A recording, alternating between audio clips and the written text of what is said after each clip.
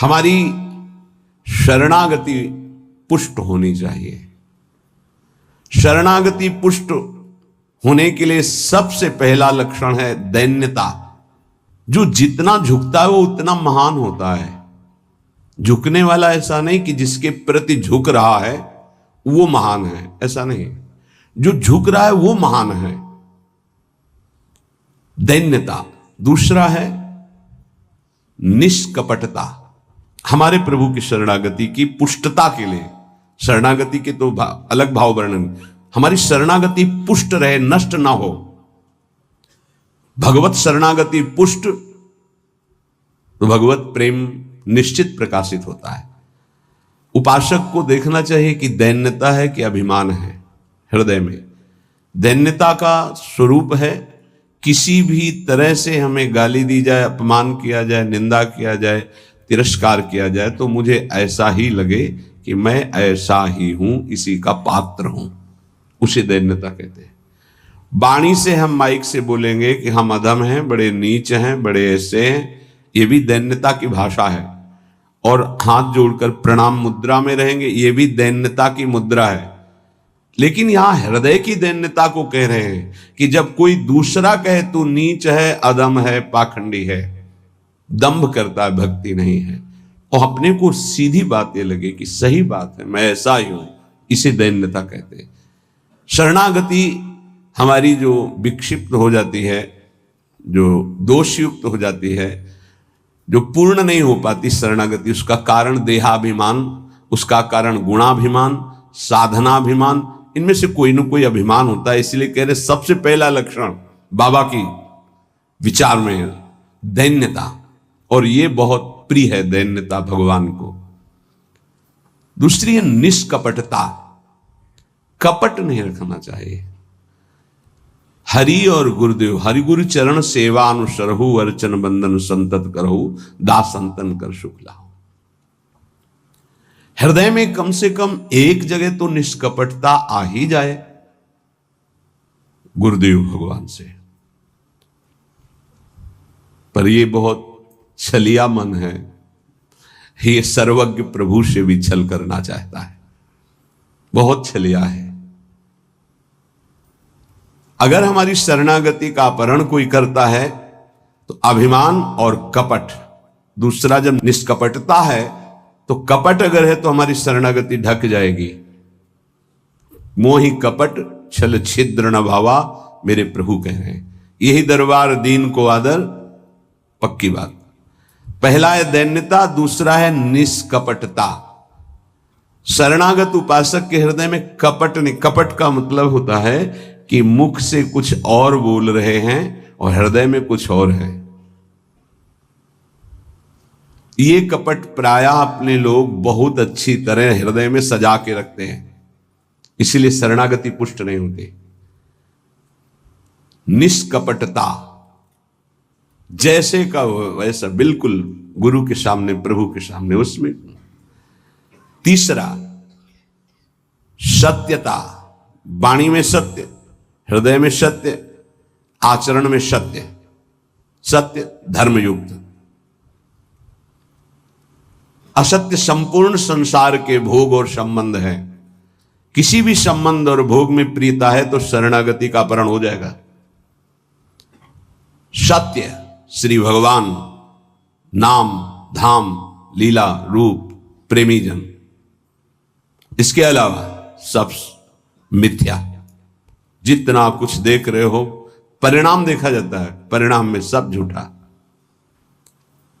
चौथा सर्व समर्पण।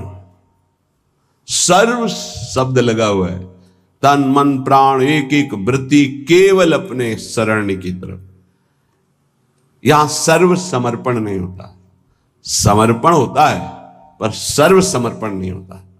सर्व समर्पण कुछ हमारी पर्सनल वृत्तियां हैं, कुछ हमारी शर्तें हैं, कुछ हमारा है, तो सर्व समर्पण नहीं।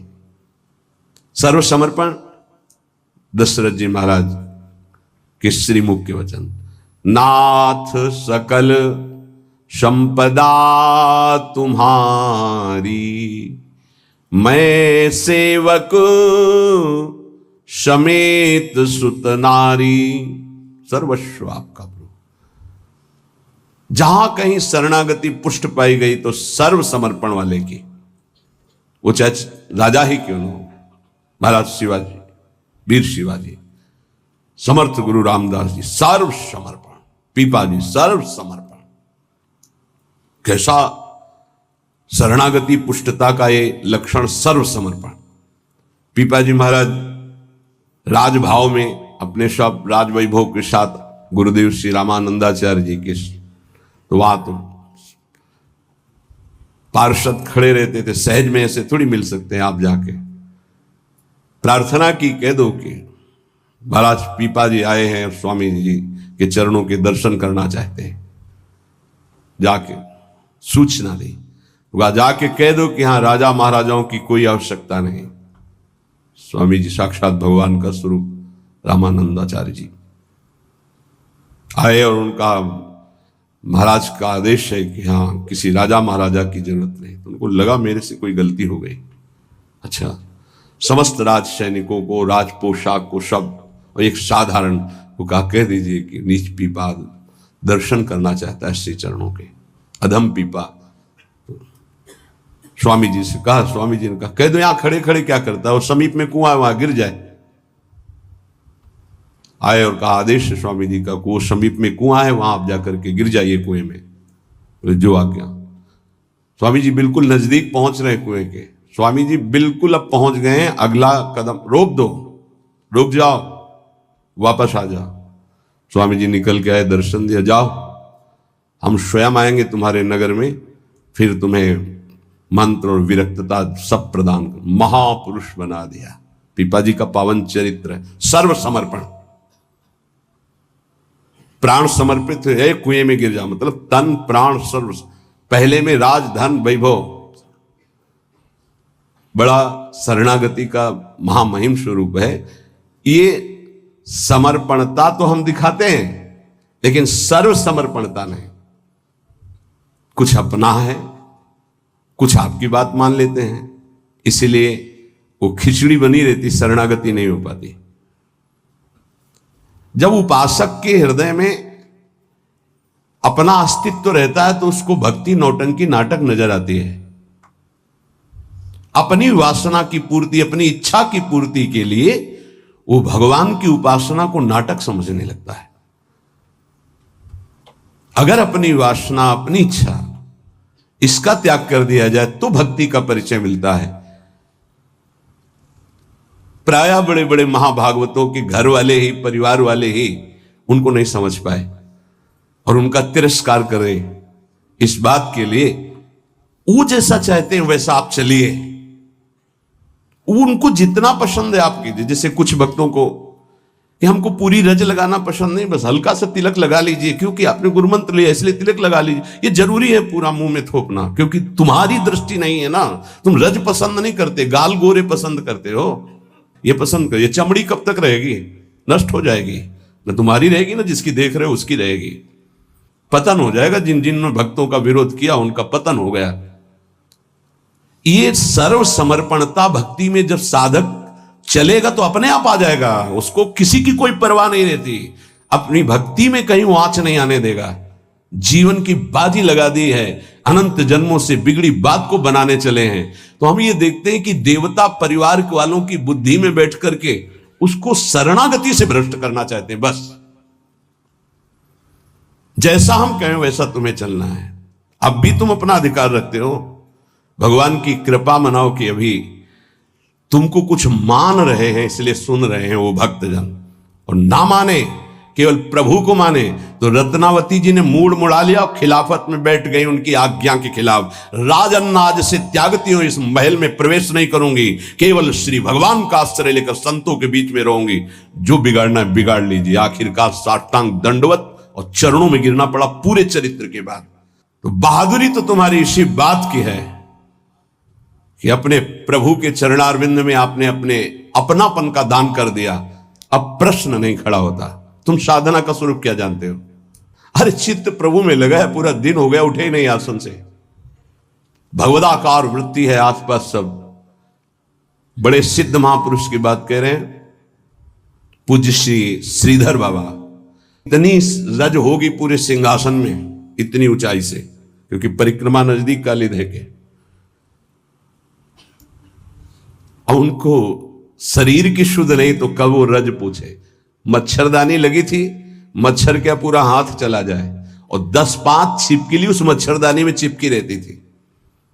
बस ऐसे घुस गए अंदर, बस पूरा कमरा कहीं जाला, कहीं ये कहीं वो। जब बाबा इसे साफ, अरे नहीं भाई चलो तुम बाहर ऐसे रहने। जहां उनकी स्थिति है, कभी कभी ऐसी स्थिति देखी है कि जो वाणी से नहीं बोल सकते, ऐसी अनिर्वचनीय स्थिति। आंखों से अश्रुधारा, शरीर कांप रहा सैया पे, छूने की हिम्मत नहीं, चरण चापने गए, होश ही नहीं बाबा को, होठ फड़फड़ा रहे, कैसी भगवदाकार एकदम स्थिति। जब उपासक चित्त प्रभु से जुड़ेगा तो ये सब अच्छा नहीं लगता। बढ़िया संगमरमर, बढ़िया सैया, बढ़िया नहीं खान पान ते भावे है, नहीं कोमल वसन सुहावे है, सब विषय लगे ते खारा है, हरि आशिक का मग न्यारा है। क्या चल रहा है? ये दिमाग क्या कह रहा है? हर भाव हमारा केवल लौकिकता से जुड़ता है। भजन को क्या जाना, लौकिकता सिद्धांत को भजन माना जाता है। इसीलिए यहां शरणागति की ये अलग कोटि से वर्णन कर रहे हैं बाबा। नहीं, नवधा भक्ति का जो वर्णन होता है ना, उसमें श्रवणम कीर्तनम स्मरणम, शरणागति को बचाने की बात, पुष्ट करने की बात, पूर्णता की बात। 5वां सर्वाधारता। कोई भी हो, सबका आधार भक्त बन जाता है, घोर विषयी को भी रास्ता दे देता है। चलो ऐसे चलो भगवान के मार्ग में। सच्ची कहते हैं, कोई अगर भक्तों के हृदय को जान जाए तो लूट ले, माला माल हो जाए, पर वो भगवान ऐसी सीमा रखते हैं कि तुम जान ही नहीं सकते हो। जैसे कोई फिसल के गिर गया है तो आप खड़े होके नहीं उठा सकते हो, फिसल के गिरने वाले की गिरने की स्थिति में पहुंचना पड़ा, वैसे ही झुक के, वैसे ही गिर के, फिर उसे उठा करके फिर खड़ा किया गया। जितनी स्थिति में वो गिरा हुआ, उसी स्थिति में पहुंचकर उठा। उसको क्या जरूरत है झुकने की?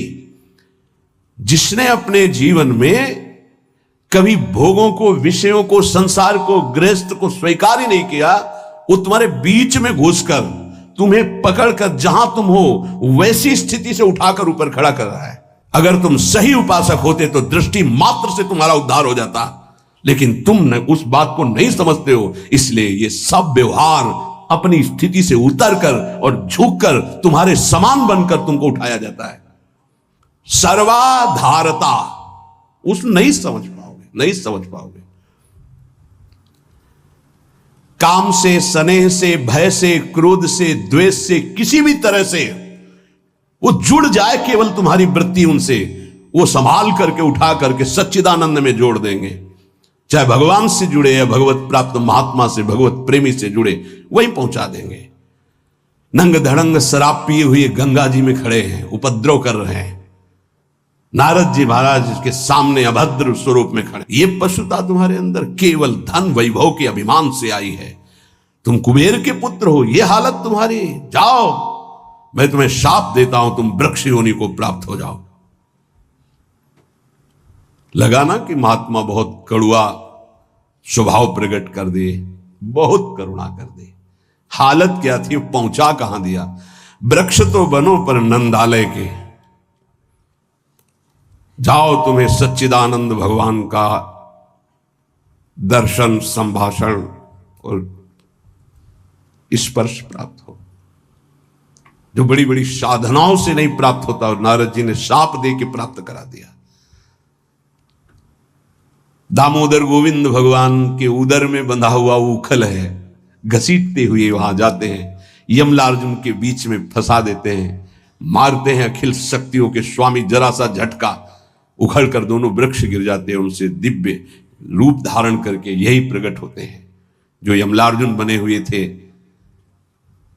नलकुबर मणिग्रीव शायद ऐसा नाम है। भगवान का दर्शन, संभाषण, स्पर्श, साप दे दिया तो ये प्राप्त हुआ। विचार करके देखो, समझ में नहीं आता। जीव को ये समझ में नहीं आता कि हमारे ऊपर कितनी कृपा है। सर्वाधारता, इस शरणागति की पुष्टता का लक्षण है। वो सबका आधार बन जाता है। जैसे हमारी सबकी आधार भूमि है, ऐसे वो भक्त बन जाता है। रखो मेरे ऊपर पैर, निकल जाओ भगवान की गोद में जाओ। वो इस उदारता को, इस कृपा को इस साधारण जन नहीं जानते, अवहेलना करते हैं। एक एक वृत्ति तुम्हारी संभालने के लिए हमारी श्री जी की भक्ति तैयार है। एक एक वृत्ति को तुम्हें रोना नहीं आया कि हमारे ऊपर कितनी कृपा है। बहुत कृपालु शरणागत जन होते हैं श्री जी के। जैसे श्री जी का स्वभाव तो वही अंश में उतरता है उनके जनों में। सर्वाधारता, सबके लिए आधार भूमि बनने के लिए तैयार है। छठवां, पूर्ण विश्वास अपने इष्ट पर। जैसे राम काज के लिए लंका में प्रवेश कर रहे हैं हनुमान जी महाराज, घोर निशाचरी स्थिति है लंका में।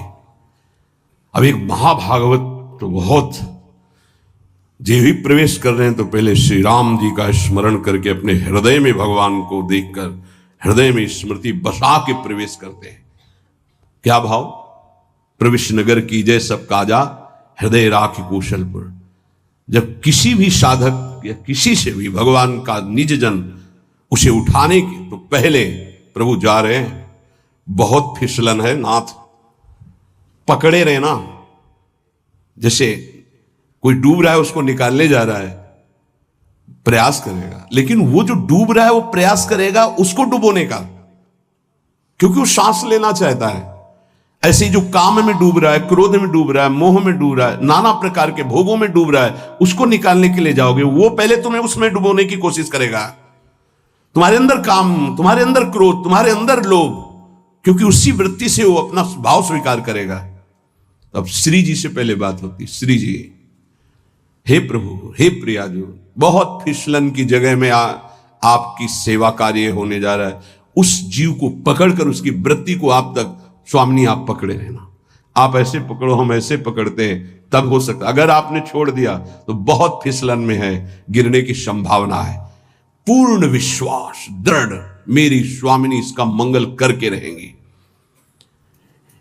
सातवां, सर्वाराध्यता। ऐसा भाषण, ऐसी चेष्टा, ऐसा व्यवहार कि वो सबके द्वारा पूजनीय बन जाए। इस शरणागति का सातवां लक्षण, सर्वाराध्यता। उपासक का ऐसा स्वभाव, ऐसा व्यवहार, मृदुता कि सब उसकी आज्ञा का पालन करने लगे। ऐसी इस शरणागति की पूर्णता का स्वरूप सर्वाराध्यता। हंस बोले बहुमान दे। सर्वाराध्यता ये उनका गुण होता है। नहीं नहीं, कोई बात नहीं, आप ऐसा शांत हो जाइए, आप कोई बात नहीं। बहुत सावधान। शरणागति कोई खिलवाड़ नहीं, और शरणागति हो गई तो सब पूर्ण हो गया। अखिल लोक चूड़ामणि भगवान शरणागत के अधीन हो जाते। अहम भक्त पराधीन हूं। आठवां है अनन्यता। अपने इष्ट की, कल एक उपासक की परीक्षा का समय आता है, छमाही सालाना चर्चा हो। उसका शब्द था कि शरीर छोड़ना मेरे लिए सहज है, लेकिन उपासना के विषय में एक भी शब्द में किसी से भी, चाहे वो रिश्ता हो, संबंध हो, स्वीकार नहीं कर सकते। बहुत देखा, बहुत सुना, बहुत शब्द। आप उपासना के विषय में, अगर मेरी उपासना में कोई बाधा पड़ेगी तो मैं सब कुछ छोड़ सकता हूं।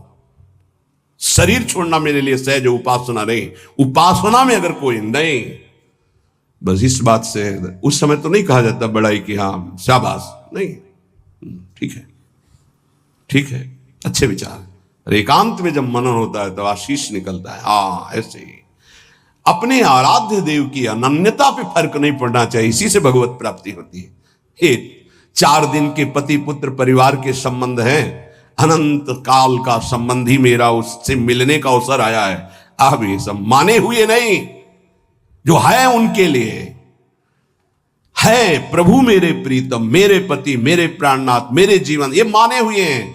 30 वर्ष पहले तुम जानते भी नहीं थे कि कौन है, जिनको तुम पति पुत्र परिवार प्रीतम क्या क्या भाव, और 30 वर्ष बहुत बहुत प्लस और जोड़ लीजिए, इसके बाद खाक में मिल जाएगा तुम्हारा तन और उनका भी तन। ना वो संबंध रहेगा ना वो परिचय रहेगा, संबंध भी नहीं रहेगा, परिचय भी नहीं रहेगा। तो परिचय जिससे बनाने आए हैं अब ये जन्म केवल उनके लिए। ऐसा नहीं है कि कोई भक्ति में चले तो रसगुल्ला और रबड़ी यही खाते भक्ति होती, वो एक अलग भक्ति होती है। जैसे आपकी साधना बढ़ेगी तो आपके साथ विरोध शुरू होगा, और अगर विरोध में वही स्थिति रही एक रस अनन्यता तो आपकी सिद्धि नहीं। तो क्या बिगाड़ा था देवर विक्रम का, पूरे जीवन भर वो विरोध। क्या बिगाड़ा था नरसिंह मेहता जी ने अपनी भाभी का, जीवन भर भारी विरोध। क्या बिगाड़ा था विभीषण जी ने रावण का, भला ही तो कर सभा में लात मार के भगा दिया। क्या बिगाड़ा था विदुर जी ने धृतराष्ट्र और दुर्योधन का, गांव के बाहर एक अकिंचन की तरह कुटिया बना के नहीं पाना दे। ये बहुत सूक्ष्म विषय। अपने इष्ट की अनन्यता में कोई फर्क जीवन में नहीं आना चाहिए, चाहे जैसी परिस्थिति आ जाए। इष्ट और गुरु संबंध में कोई फर्क नहीं पड़ना चाहिए। बहुत संबंध देखे, हर संबंध का निर्वाह उतना ही करेंगे जितना इष्ट और गुरु के संबंध में बाधा नहीं पड़ेगी। इष्ट और गुरु के संबंध में बाधा पड़ जाए ऐसे हर संबंध में आग लग जाए। जाके प्रिय न राम वैदेही तजिए ताहि कोटि वैरिशम जद्यप परम सनेही। अगर अपने को समझता है कि मेरे द्वारा भरण पोषण होता है, जात से तेरा पानी भी नहीं पिएंगे, देखते हैं शरीर चलता है नहीं। निकल करके हम चौराहे पे बैठ जाते, देखते हैं वो विश्वंभर मुझे रखता है कि नहीं। वो अनंत ब्रह्मांडों का सृजन करने वाला एक क्षण में सब कुछ ठीक कर देगा। क्या चरित्र भक्तों के ऐसे ही मनोरंजन के लिए नहीं पड़े जाते, ये आदर्श है। महाजनों गतेन सा पंथा, रत्नावती जी के लिए मारने के लिए क्या उपाय नहीं किया माधव सिंह ने। मैं राजा हूं, मेरी ये रानी, और ऐसा उद्दंडता मुड़ मुड़ा के संतों के बीच में बैठना।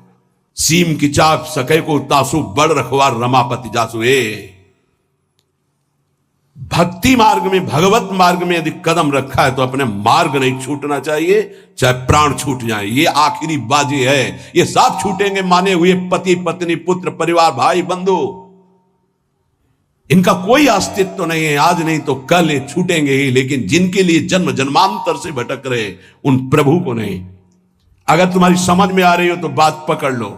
तजो पिता प्रहलाद विभीषण बंधु भरत महतारी गुरुबल तजो कंत ब्रज बनितन भे मुद मंगलकारी। स्वयं मंगल नहीं, सबका मंगल करने वाले वो महापुरुष बन गए जिन्होंने भगवान के आश्रय में मेरे कारण मेरे प्रभु श्री राम को 14 वर्ष का वनवास, मेरे को राजगद्दी, जा पापिनी आज से तेरा कभी मुख नहीं देखूंगा और कभी मां नहीं कहूंगा, भरत जी ने कहा। साष्टांग दंडवत पिताश्री कह के प्रहलाद जी बात करते थे हिरण्यकश्यप से।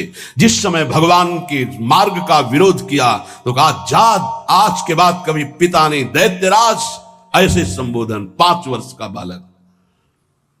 कहीं भक्ति में प्रभु के संबंध में कोई भी संबंध बाधा पहुंचावे तो भगवत संबंध नहीं छोड़। जहां तक हमारी भक्ति की पुष्टता है वहां तक हम निर्वाह कर सकते हैं। अगर हमारी भक्ति के नष्ट होने का विषय आता है तो तजिए ताहि कोटि वैरिशम जद्यप परम सनेही। अगर निष्ठा पकड़ पाओगे तो पार हो जाओगे, नहीं अपने और परिवारजनों के और सगे संबंधियों के हृदय में ही दैवी माया प्रेरणा करती है कि आप इसके मार्ग को रोकिए और भ्रष्ट कीजिए। हमारी बात को पकड़ लेना। जाके प्रिय न राम वैदेही तजिए ताहि कोटि वैरिशम जद्यप परम सनेही। हम उतनी अनुकूलता आपको देने के लिए तैयार हैं जितने से हमारी भक्ति सुरक्षित है। और हमारी भक्ति में बाधा पड़ेगी तो हम अपने शरीर को भी बर्दाश्त नहीं करेंगे, फिर आपकी बात क्या है। ये उपासक के हृदय में होना चाहिए। ये अगर आराध्य देव की निष्ठा में ये बात नहीं तो फिर क्या बात है, फिर है ही क्या बात है। फिर तो वास्तविक नाटक हो गया, जीवन नाटक हो गया। आप समझ नहीं सकते तुम क्या शरणागत होते हो, वो शरण तुम्हारे लिए समर्पित हो जाता है, तुम समझ ही नहीं पाते हो।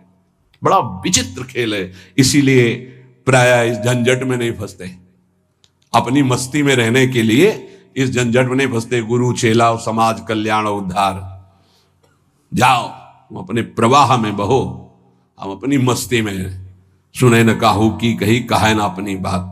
पर जब सेवा मिलती तब हम आपसे प्रार्थना करते हैं। जब तक भगवत साक्षात्कार स्वयं का ना हो जाए तब तक कभी किसी को शिष्य न बनाए। ये नियम ले ले, ये गांठ बांध ले। नहीं तुम गुरु बनोगे कि तुम उसके चेला बनोगे, फाइनल में कुछ पता नहीं है पक्का। जानते हो संतों को जो पीड़ा होती है किसकी होती है?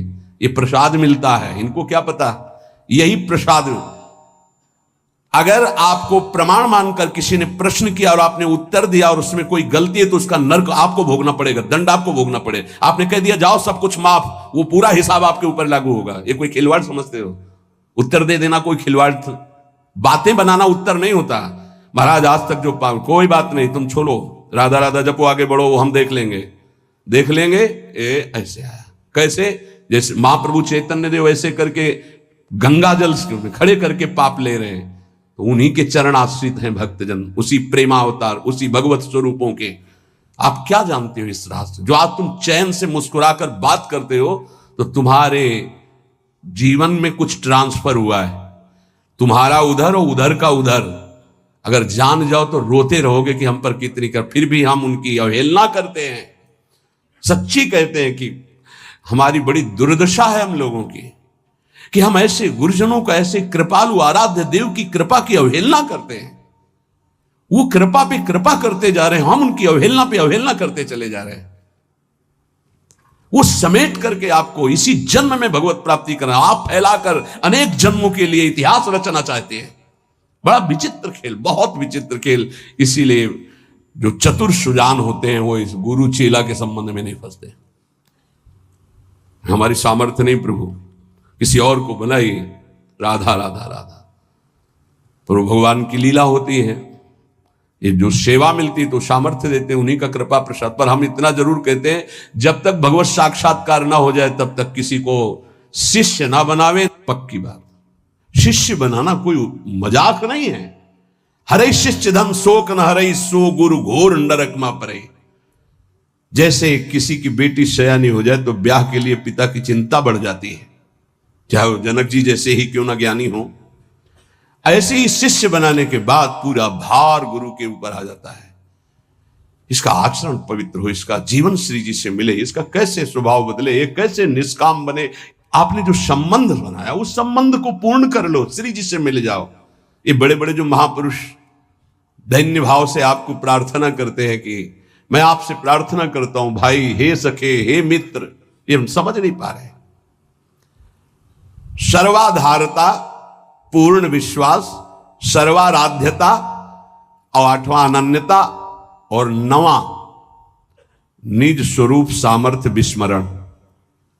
ये शरणागति, पूर्ण शरणागति, निज स्वरूप सामर्थ्य विस्मरण, ये प्राय प्रेमी जनों में पाई जाती है।